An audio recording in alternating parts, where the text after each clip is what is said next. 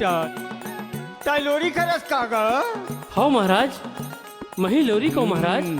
दुख के कारण बेटा आप तो सर्वज्ञ आता हो महाराज। बेटा लोरी हाँ महाराज। ये धन दौलत सब माया है बेटा, भगवान के माया है। माया है महाराज। माँ सुख नहीं है रे लोरी, नहीं है महाराज।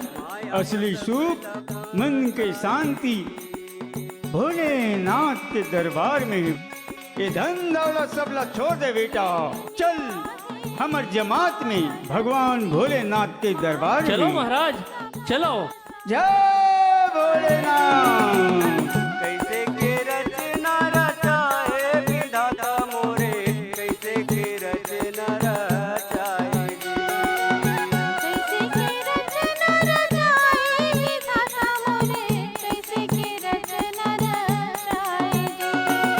ये गावे विधाता मोरे, कैसे के रचना रचाएगी। ये गावे विधाता मोरे, कैसे के रचना रचाएगी। ये गावे विधाता मोरे, कैसे के रचना रचाएगी। ये गावे विधाता मोरे, कैसे के रचना रचाएगी।